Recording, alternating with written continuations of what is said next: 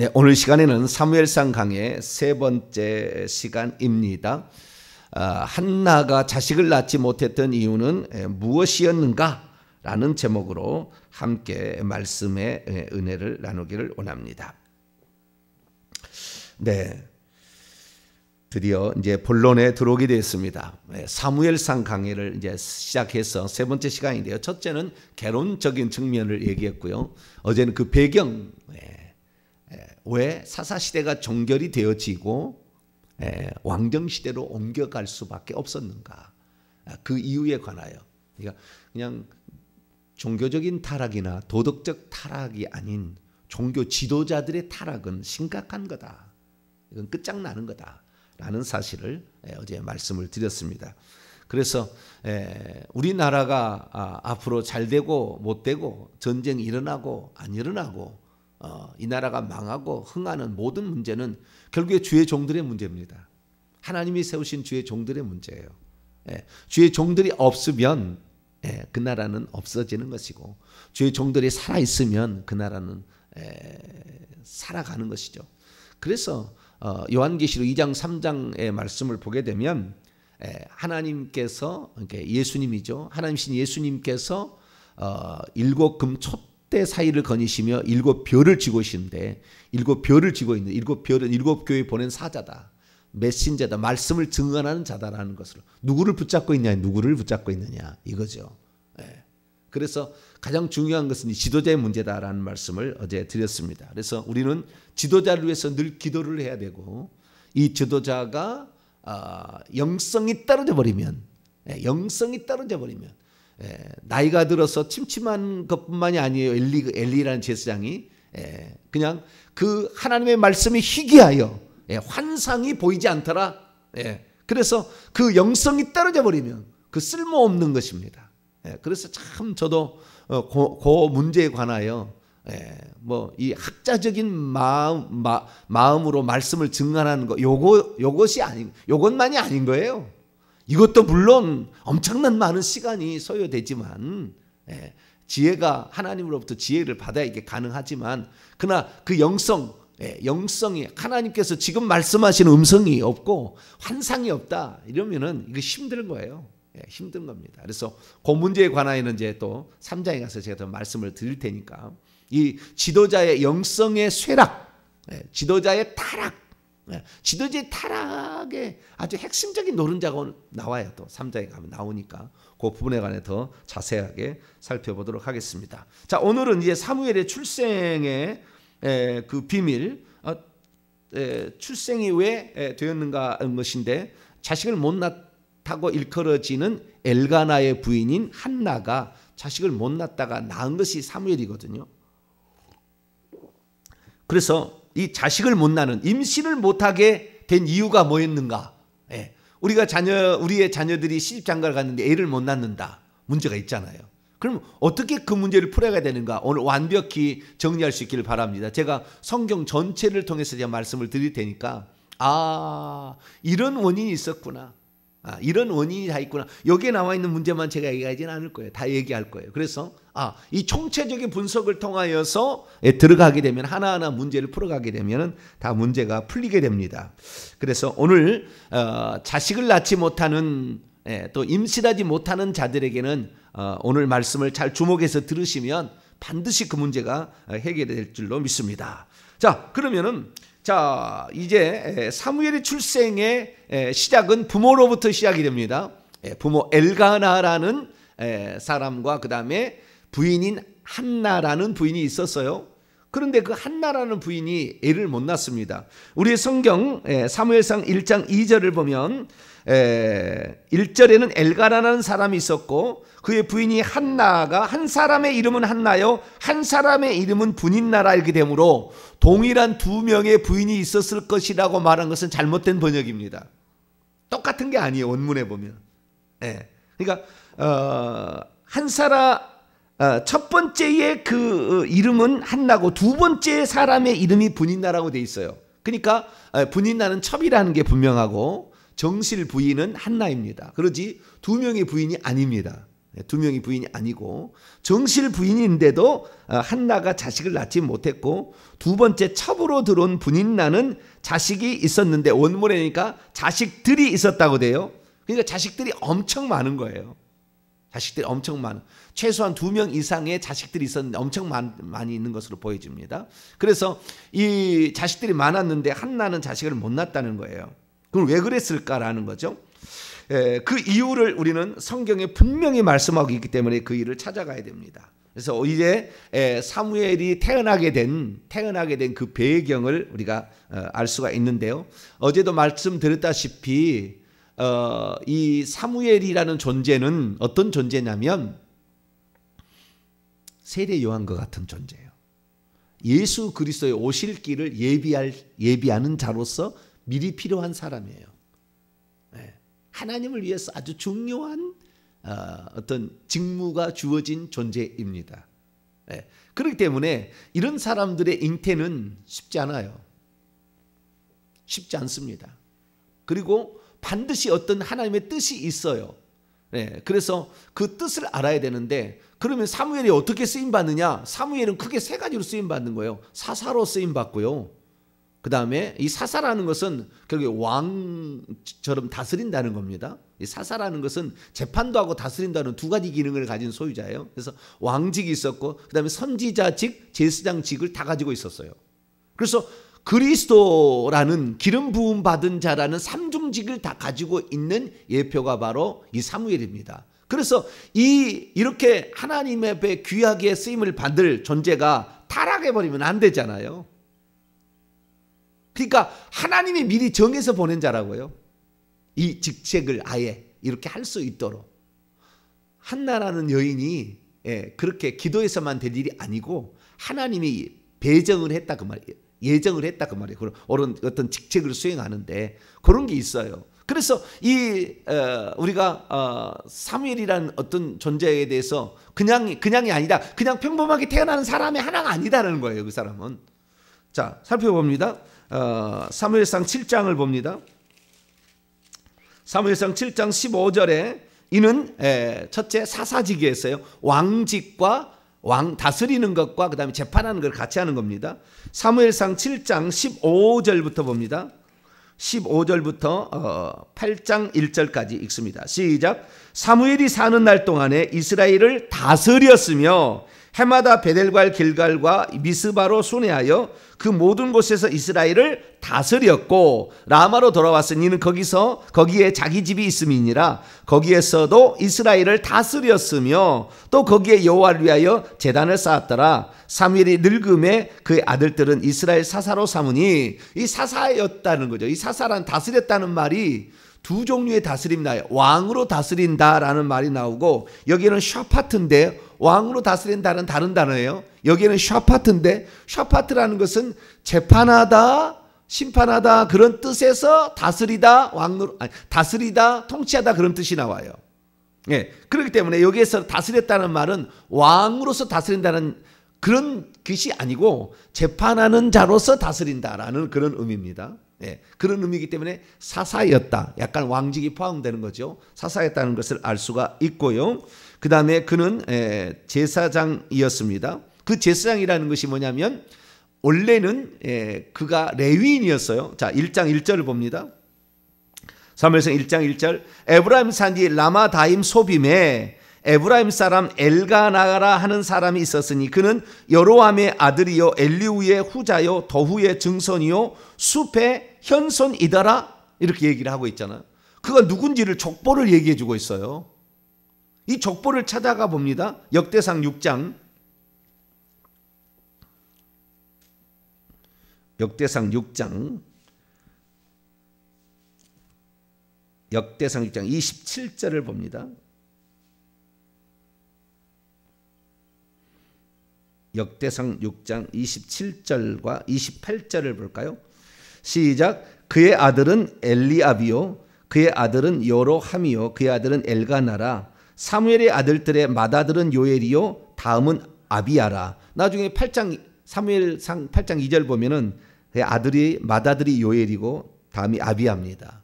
근데 그게 누구냐면은 20절 보니까 역대상 6장 20절 보면은 게르손의 자식입니다. 게르손은 16절 보면은 레위의 세 아들의 한 명이죠. 아니 게르손이 아니네요. 22절 보니까 그앗으로부터 나옵니다. 그앗으로부터 나오는 거니까 그앗입니다. 그앗은 고핫이라고도 하죠. 그래서 레위 아들들이 게르손, 고핫, 무랄인데 고핫이 바로 제사장이 나오는 거잖아요. 예, 고핫이 제사장도 나오는 고핫에서 아론의 자식들만 제사장이 되는 것이고 나머지는 다 레위인인 겁니다. 레위인. 게르손, 고핫, 무랄이 다 레위인인데 아론 자손만 제사장이 되는 거예요. 그게 제사장 족속은 아닌데 레위인 족속이었다라는 걸 알 수가 있어요.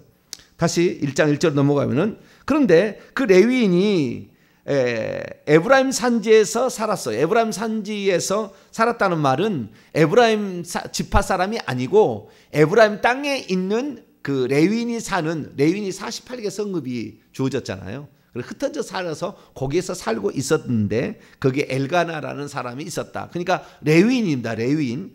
그 레위인의 아들로 태어났기 때문에 이 레위인입니다. 그런데 이 레위인은 원래 제사장이 될 수 없죠. 제사장을 협력하는 자들이죠. 네. 그런데 이 한나가 애를 못 낳다가 애를 낳아서 이것을 나시린으로 바치게 됩니다. 이건 다음에 또 나시린 또 내일 또 보도록 오늘 저녁에 또 보겠네요. 보게 되고 그래서 나시린 하나님께 바쳐짐으로 구별되어져서 원래는 자격이 없는데 구별되어서 그때 그 하나님께 쓰임 받는 자들 이런 자들을 나신이라고 하는데 그 나신으로 바쳐져서 제사장으로 되는 겁니다. 그래서 제사장으로서 제사를 드리는 그래서 사울왕에게 제사를 드려야 사울왕이 나중에 돼서 제사를 사무엘로서 드려야 되는데 사울이 먼저 드려버려 가지고 이게 그 아작나는 그런 사태가 나오잖아요. 그래서 제사장이고요. 그 다음에 선지자였죠. 3장 20절 사무엘상 3장 20절 보게 되면 사무엘이 자라매 여호와께서 그와 함께 계셔서 그의 말이 하나도 땅에 떨어지지 않게 하시니 20절 단에서부터 브에세바까지 온 이스라엘 사무엘은 여호와의 선지자로 세우심을 입은 줄 알았더라. 이게 여호와의 선지자, 그다음에 제사장, 그다음에 왕직을 포함한 사사 이 세 가지 직책을 수행하였던 자였다라는 사실을 알 수가 있어요. 이게 이렇게 하나님 앞에 정말 구별되어서 쓰임 받아야 할 삼종직이나 수행해야 될 사람이 그냥 될 수는 없죠. 엄청 기도가 필요한 거예요. 그러니까 애를 못 낳은 겁니다. 기도를 많이 계속했어야 됐어요.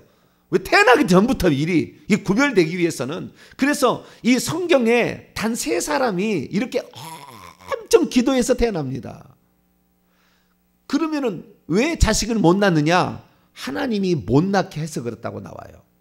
자, 사무엘상 1장 5절 6절을 봅니다. 5절 6절 읽습니다. 시작. 한나에게는 갑절을 주니 이는 그녀를 사랑함이라. 그러나 여호와께서 그녀에게 임신하지 못하게 하시니 여호와께서 그녀에게 임신하지 못하게 하심으로 그녀의 적수인 분인나가 그녀를 심히 격분하게 하여 괴롭게 하더라. 2명의 부인을 두었는데 그 잘못된 거죠. 첩을 든 게. 한 남자의 한 아내여야 되는 게 이 성경의 법칙인데도 이 엘가나가 잘못을 했습니다. 근데 잘못을 했는데 그 잘못을 하게 된 이유가 뭘까 나오지는 않았지만 한나가 얘를 못 낳아서 아마 첩을 두지 않았을까라는 추정은 해봅니다. 여자를 좋아해서 2명의 부인을 뒀는지는 모르겠지만 좌우지간 한나가 얘를 못 낳은 건 분명한데 그 한나가 얘를 못 낳는 이유가 나오다는 거예요. 이유가. 여자가 애를 못 낳는 3가지 이유가 있어요. 좀 이따 말씀을 드리겠습니다. 여자가 애를 못 낳는 시집을 갔는데도 애를 못 낳는 3가지 이유가 있는데 그 중에 한 개의 이유예요. 근데 이 첫 번째 이유는 하나님께서 임신하지 못하게 막았을 때 못 낳는 겁니다. 하나님께서. 그러면 하나님께서 그 임신을 못하게 막는 케이스는 이 3가지 경우 가운데 몇 퍼센트 되느냐? 0.0001%나 될 거예요. 그런 경우가 있다라는 겁니다. 있다. 성경에 이 66권을 통틀어서 성경을 보게 되면 단 3가지 예어밖 예밖에 없어요. 그러니까 거의 없는 일이에요. 거의 없는 일이나 있다라는 겁니다. 예, 많지 않다는 거예요. 이런 일. 사례는 많지는 않지만 있다라는 거예요. 그런데 이 셋 다 똑같은 게 뭐냐면 엄청 기도 많이 해서 그렇게 낫는 겁니다. 기도가 많이 필요한 거예요. 왜? 앞으로 그 사람이 쓰일 어떤 방법이 앞으로 쓰일 것이 엄청난 일을 쓰임을 받을 건데 이게 타락하면 안 되고 이게 끝까지 가야 되니까, 그리고 이 직책을 잘 수행해야 되니까, 하나님의 경륜에서 너무나 중요한 인물이니까, 그래서 이 자를 하나님이 태어나지 못하게 함으로 더 많이 기도하게 만드는 거죠. 네, 더 많이 기도하게 만드는데 이런 경우는 많지는 않아요. 딱 세 경우입니다. 오늘과 같이 사무엘과 같은 경우. 그러면 왜 사무엘은 그랬느냐? 이 엄청난 일을 감당해야 될 자녀인데, 예? 자녀를 그게 바치겠습니까? 자기의 자식이 아닌데 안 바치려고 하죠. 누구든지 자기 자식을 바치려고 하겠어요? 사무엘은 아무런 잘못이 없다고요. 3살 때 바쳐지게 되는데, 예, 그래서 엘리 제사장 밑에 가서 아들처럼 손자처럼 길러지는데 사무엘이 원한 게 아니잖아요. 그래서 하나님께서 필요한 사람을 이미 그의 영을 준비해가지고 보냈기 때문에 그런 일로 쓰임 받으려면, 예, 아무나 그렇게 하나님께 자식을 안 바칠 것 같으니까 자식을 서원할 수 있도록 하나님 만드는 거예요. 나를 그 자식을 바치도록. 왜? 지금 아주 중요한 직책을 수행할 자가 있는데 그 자가 필요한데 그 자를, 자기의 자식을 아무나 바치겠어요? 안 바치지? 그러니까 바치도록 하기 위해서 하나님께서 일부러 태를 막으신 겁니다. 그래서 이렇게 자식을 못 낳는 경우가 있는 거죠. 네. 그래서 1장 우리가 10절 보면은 한나가 마음이 괴로워서 여호와께 기도를 하고 통곡을 합니다. 서원합니다. 그래서 서원을 해. 서원을 합니다. 만군의 여호와여, 만일 주의 여종의 고통을 돌보시고 나를 기억하사 주의 여종을 잊지 아니하시고 주의 여종에게 아들을 주신다면 내가 그를 평생에 여호와께 드리고 삭도를 그의 머리에 대지 않은. 나실은 제가 공부 한번 더 하겠습니다. 이 나실인으로 구별된 자로서 하나님께 바치겠다고 스스로 서원할 때까지 하나님은 임신을 못하게 하는 거예요. 네. 그래서 그런 경우가 있어요. 그런 경우가. 네. 우리의 자녀 중에 그런 경우가 있는 거예요. 많지는 않다. 0.001%나 될까? 많지는 않다는 거. 네. 그러나 있다라는 것입니다. 이 또한 두 번째 예는요, 삼손이에요. 삼손. 자, 사사기 13장 앞으로 잠깐 넘어가 봐요.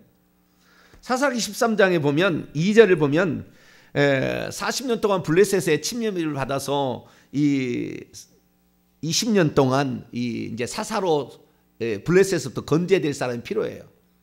그래서 단지파 사람의 마노아라는 사람이 있는데 그의 아내가 13장 2절 보면 임신하지 못함으로 출산하지 못했어요. 근데 그렇게 된 이유는 뭐냐면 이 지금 40년 동안 13장 1절에 40년 동안 블레셋의 괴롭힘을 당했는데 누군가가 지금 블레셋도 구원을 해야 되는 거예요. 그런데 이 블레셋에서부터 구출해내는 지금 삼손의 시대가 엘리 제사장 사사 시대하고 겹칩니다. 연도를 계산해 보면 겹쳐요. 그래서 사사는 이때 사사는 이 삼손은 전쟁이 능한 자입니다. 아주 그 삼손이랑 힘이 센 자잖아요. 그래서 블레셋으로부터 건져내는 자예요. 네. 그래서 그런 사람이 지금 필요하기 때문에 13장 3절을 보면 여호와의 사자가 그 여인에게 나타나서 그녀에게 말합니다. 보라, 내가 본래 임신하지 못함으로 출산하지 못했으나 이제 임신하여 아들을 낳을 것인데 그러므로 너는 삼과 포도주와 독주를 마시지 말며 어떤 부정한 것도 먹지 말지니라. 보라, 내가 임신하여 아들을 낳으니 그의 머리 위에 삭도를 대지 말라. 이 아이는 태에서부터 나옴으로 하나님께 바쳐진 나실인이 됨이라. 그가 블레셋 사람의 손에서 이스라엘을 구원할 것이 그럴 자를 내가 보내야 되는데 네가 지금 임신하지 못한 것은 이제 내가 그 사람을 보내기 위해서 너를 임신하지 못하겠다라고 얘기를 합니다. 그래서 이렇게 구별되어서 하나님께 귀하게 쓰임받을 사람은 이렇게 하는 거죠. 대표적인 신약의 케이스가 성경에 딱 3번 나오는데 세 번째가 누가복음 1장에 나오는 세례 요한이에요. 세례 요한도 마찬가지입니다. 임신을 못합니다. 누가복음 1장 5절부터 보면은 아비야 반열의 제사장에 사가랴라는 제사장이 있고 그의 아내가 엘리사벳인데 둘 다 제사장입니다. 제사장이에요. 아론의 자손은 제사장의 아들 딸인데 그렇게 했는데 6절 보세요. 이 두 사람이 하나님 앞에 의인이니 주의 모든 계명과 규례대로 흠이 없이 자식을 못 낳을 이유가 없단 말이에요. 자식을 못 낳을. 두 번째 자식을 못 낳는 이유는 범죄한 결과로 그런 결과가 있는데 흠이 없대요. 흠이 없는데도 자식을 못 낳은 거예요. 1장 7절 엘리사벳이 잉태를 못함으로 그들에게 자식이 없고 두 사람의 나이가 많았어요. 그래서 아주 기도를 많이 합니다. 두 사람이 기도를 많이 해. 13절에 보면은 이 사가랴가 성전에서 기도했을 때 열심히 기도할 때 너의 기도함이 들린지라 내 아내 엘리사벳이 내게 아들을 낳으니 그 이름이 요한이라 하라. 이게 똑같이 15절에 보니까 포도주나 독주를 마시지 않은 성령의 충만을 받은 나신으로 구별될 거다. 이렇게 얘기를 함으로 이렇게 얘기를 합니다. 그래서 이 첫 번째 경우는 하나님의 섭리에 따라서 하나님이 어떤 특별한 일로 쓰시기 위해서 기도를 많이 시켜서 탄생하게 하는 거예요. 왜? 타락하면 안 되니까. 그리고 일부러 애를 못 나게 하고 하나님께 바칠 수 있도록. 그래서 삼손도 바치고 사무엘도 바치고 세리요한도 바치죠. 하나님께 온전히 바치는 그런 사람에 대해서 하나님의 뜻을 이루기 위해서 그런 경우도 있다라는 것입니다. 그런데 그러지 못하고 두 가지 경우가 있어요. 애를 못 낳는 경우가. 그러니까 사무엘상만 얘기하는 게 아니에요. 전체로 성경을 보게 되면 두 가지가 더 있어요. 하나는 또 한 번의 두 번째 이유는 뭐냐면 죄를 지어서 그 죄의 결과물로 특히 조상들이 죄를 지어서 본인도 물론 마찬가지지만 조상들이 지은 죄로 말미암아 임신을 못할 수가 있습니다. 자, 출애굽기 23장을 열어봅니다. 출애굽기 23장. 회개를 해야 됩니다. 그리고 십자가 세우기를 해야 돼요. 그러지 않으면 애 못 납니다. 출애굽기 23장 24절에서 26절까지입니다. 자, 출애굽기 23장 24절에서 26절까지 읽습니다. 시작.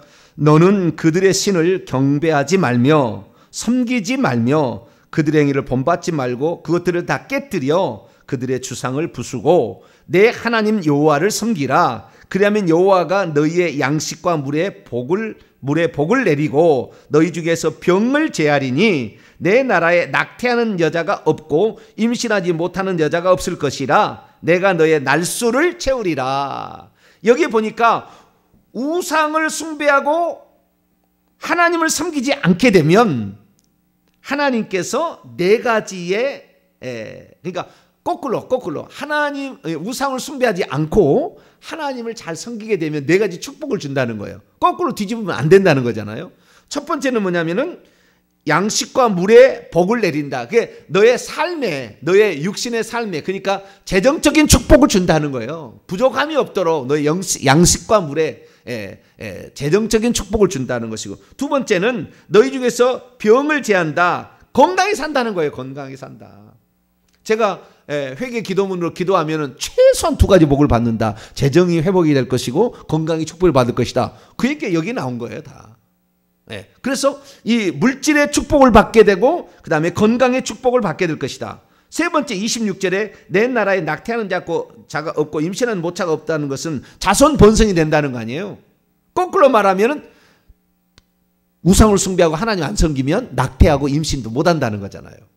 임신 못한다는 얘기가 여기에 나옵니다. 그 다음에 네 번째, 내가 너의 날수를 채우리라. 하나님 잘 섬기면 장수의 축복이 있는 거예요. 그러니까 우리가 하나님을 잘 섬기고 잘 섬길 뿐만 아니라 우리에 관계없이 조상들이 우상 숭배한 죄로 말미암아 귀신들이 들어와서 몸속에 뱀들이 장악하고 있잖아요. 이것까지 내보내야 되는 거예요. 회개로 내보내요. 회개를 통해서 이놈을 흔들어 놓은 다음에 십자가 세우기, 축사를 통해서 이놈을 내보내야 되는 거죠.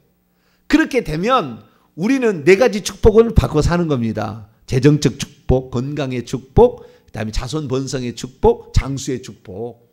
요게 복을 받는 거예요. 거꾸로 합니다. 우상을 숭배하거나 하고 하나님을 섬기지 않게 된다고 한다면 물질이 안 되는 거예요. 우상 숭배 때문에. 물질이 새어나가거나 들어오지도 않아요. 두 번째, 늘 아파요. 병들 아파 늘. 더 나가서는 불치병과 암병에 걸려 죽습니다. 세 번째는 자식이 임신이 안 돼요. 임신이 안 돼. 아무 문제가 없는데 임신이 안 돼요. 대표적인 케이스가 제가 창세기 강의에 얘기했죠. 사라였다. 사라. 왜? 그의 아버지 데라. 사라의 아버지가 데라고. 아브라함의 아버지도 데라지. 엄마만 다른 이복 누이 동생이잖아요. 서로 간에. 아브라함과 사라가. 그래서 사라가 아버지가 우상숭배 제조업자였잖아요. 우상숭배를 하니까 임신이 안 되는 거예요. 대표적인 사례입니다.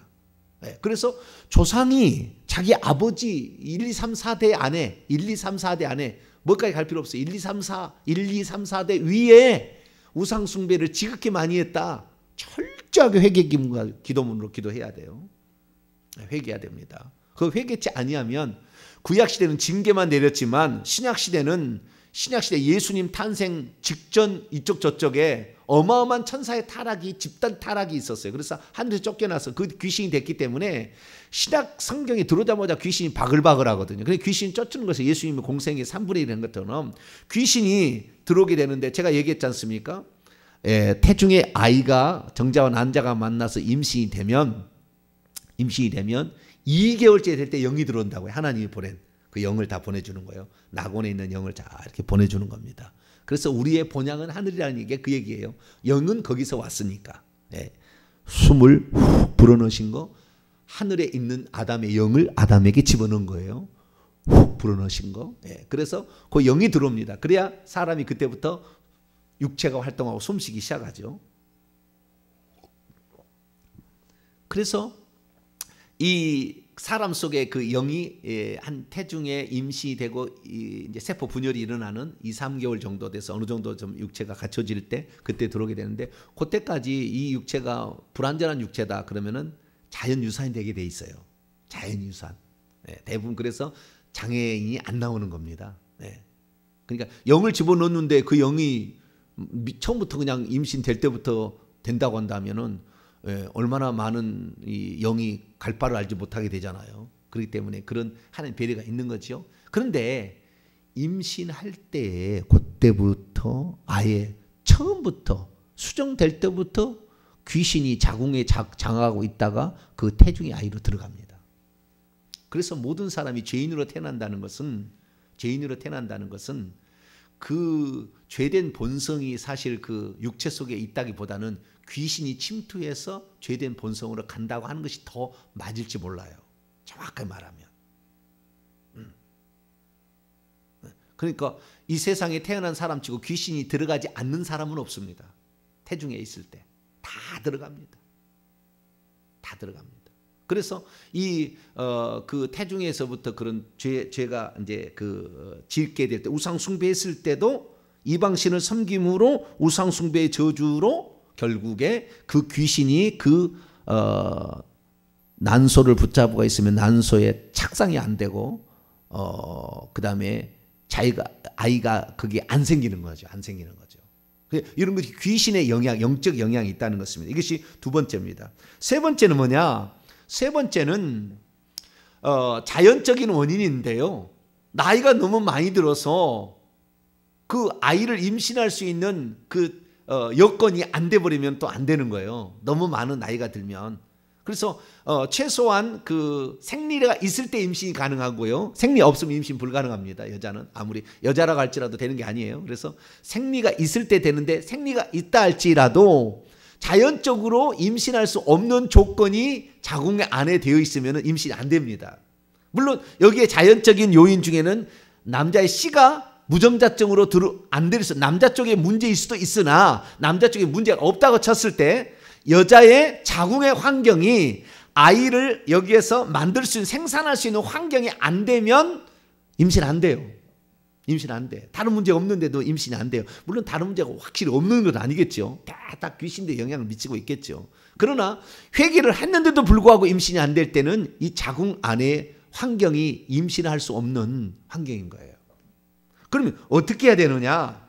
그래서 임신하기 위해서는 세 가지 방법을 쓰면 됩니다. 첫째는 우상 숭배했던 죄를 회개해야 되는 거예요. 자기가 우상 숭배한 거, 1, 2, 3, 4대 조상이 우상 숭배한 것을 회개해야 됩니다.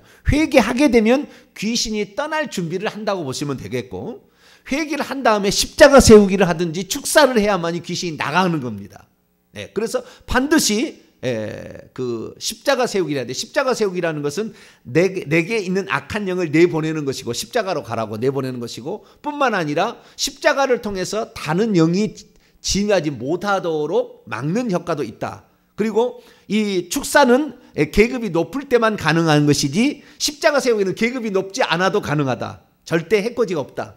그런데 축사라는 것은 그런 그 사람이 회개도 안 했고 축사자가 그런 능력도 없는데 맨날 축사하면은 오히려 더 그냥 막 건드려 버립니다. 그래서 오히려 악한 영이 해코지를 할 수 있는 상황이 있으니까 축사자는 상당히 많은 영적인 진보를 이루어야 될 것이며 또한 축사를 받는 사람은 회개를 많이 해야 되는 거예요. 그런데 그거 안 하고도 할 수 있는 건 뭐냐면 내가 회개하고 그 다음에 또는 부모가 또는 자식이 회개하고 십자가 세우기를 하면 돼요. 그래서 자궁이라 그러면은 이렇게 십자가 세우 회개를 다 한 다음에 우상숭배죄를 다 회개한 다음에 이렇게 하는 거죠. 자궁 안에 임신을 못하게 하는 영과 십자가 세운다. 내 자식이라면 내 딸의 자궁에서 임신 못하게 하는 영과 십자가 세운다. 내 자궁 안에 생명이 잉태를 방해하는 영과 십자가 세운다. 그런 식으로 십자가 세우기를 해주는 겁니다. 아시겠죠? 네. 잉태를 방해하는 모든 영들과 십자가 세운다. 자궁 안에 생명이 잉태되지 못하도록 하는 영과 십자가 세운다. 네, 이렇게 함으로 그 십자가 세운다고 했을 때에 어떤 생각을 하냐면은 자궁 안에 있는 그 악한 영들을 밀어낸다고 생각하세요. 느낌이 밀어낸다고. 팍 밀어낸다고. 그러면은 무슨 주부 짤 때 무슨 나가는 것처럼 이렇게 나간다고 생각하는 그런 믿음을 가지고 하시면 돼요. 이렇게 십자가 세우기를 해야 됩니다. 그래서 이 우상숭배 저주에 대해서 회개를 한 다음에 십자가 세우기를 하면 되겠고요. 두 번째는 기도가 필요한 거예요. 기도가 필요. 임신이 안 된 것이 기도가 필요한 거예요. 더 기도가 필요한 거예요. 왜냐하면은 하나님이 그를 특별히 쓸 개연성이 조금은 있어요. 있기 때문에 그런 자들은 더 기도를 해야 된다는 거예요. 기도를 해도 정 안 되면은 금식하고 기도해야 되고 작정하고 기도해야 됩니다. 그냥이 아니에요. 네. 여기 보면 금식하고 작정하고 기도하는 거예요. 그래서 이 기도를 하셔야 되는 것이고요. 세 번째는 임신을 못하게 된 그 자궁 안의 환경을 임신되도록 만들어줘야 됩니다. 저는 이렇게 해서 임신을 하게 하는 사례가 있어요. 네. 있습니다. 네. 어떤 사람이 임신을 못한다는 거예요. 그래서 제가 이렇게 하면 임신이 됩니다라고 가르쳐줬더니 진짜 임신을 엄청 많이 했어요. 자식을 셋인가 낳았다고 그래요. 엄청 많이 낳았어요. 임신을 10년인가 몇 년 못 낳는데도 낳더라고 자식을.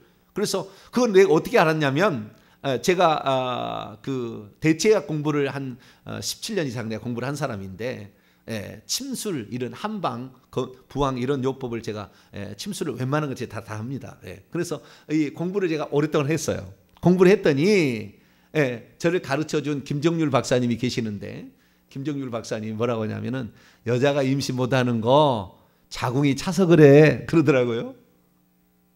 공부를 하는데 그 침술 공부를 하는데 지금은 돌아가셨겠죠. 벌써 20 몇 년 됐으니까 그분이 우리나라의 명의세요. 명의. 근데 그분이 그런 얘기를 하시는 거예요. 그래서 자궁이 차가우면 임신 안 돼 그러더라고요. 그러면은 목사님이시면서 그 원래는 침술사였는데 목사님 그럼 그거 어떻게 해요? 그랬더니 이렇게 하면 돼. 아랫배를 따뜻하게 해서 자궁이 따뜻해야지. 자궁이 차면 모든 병이 다 나와. 냉 있으면 절대 임신 못해. 차가우면 절대 임신 못하니까 자궁을 따뜻하게 만들어줘. 어떻게 할까요? 쑥찜기 있지. 쑥찜기. 전기를 꽂아가지고 쑥을 넣어가지고 약쑥을 넣어서 그것을 뜨겁게 태워가지고 이게 훈짐을 들어가게 하는 쑥찜기가 있어요. 인터넷에 팝니다. 그것을 가지고 이 자궁을 따뜻하게 하게 되면 임신돼. 진짜 임신되더라고요. 그게 자궁이 따뜻해지니까. 아랫배 있잖아요. 배꼽에서 이 그 아래에 보면 불투덤배라고 하는 거기에 자궁이 그각이 있는데 이게 차가우면 임신 안 되는 거예요. 그래서 이 자궁이 뜨겁게 해야만이 착상이 되고 여기에 혹이나 이런 게 다 없어집니다. 여기에 혹이 없어지고 뿐만 아니라 그 생리할 때 고통도 사라집니다. 고통도 없어요. 많이.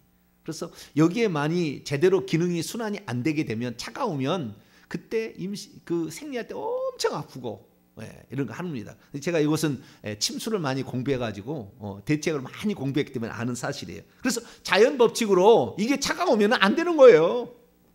이게 환경이 안 좋으면. 그래서 이것을 바꿔 나가야 된다. 이 세 가지 잘 하게 되면 누구든지 임신할 수 있고, 누구든지 하나님 제가 이 자식을 낳았습니다. 하나님께 기도하며 감사할 수 있으니까 꼭 여러분의 자녀나 여러분의 모든 사람들이 이런 임신에 있어서 축복을 많이 받고 자손 번성을 받게 되기를 간절히 바랍니다. 거룩하신 하나님 감사합니다. 수많은 사람들이 오늘도 결혼을 하고 그래서 신혼생활을 하지만 5년 지나서 고개 갸우뚱, 10년 고개 갸우뚱 하다가 임신을 못할 수도 있습니다. 작업 환경이 그 임신을 못하게 되도록 할 수도 있겠지만, 그러나 우상을 숭배하고 그래서 그 저주가, 귀신이 그 자궁을 붙잡고 있을 때 임신되지 않는 것을 봅니다. 생명을 방해하는 사망의 세력을 잡은 자들이 있을 때 안 됨을 봅니다. 주여, 회개해서 이런 것들을 다 내보내게 하여 주시고 하나님께 좋은 아들, 이런 아들 달라고 기도 많이 하게 하시고 자궁이 임신할 수 있도록 환경을 만들어서 모든 자들이 다 임신하여 자손 번성의 축복을 받을 수 있도록 도와 주옵소서. 우리 주 예수 그리스도의 이름으로 기도하옵나이다.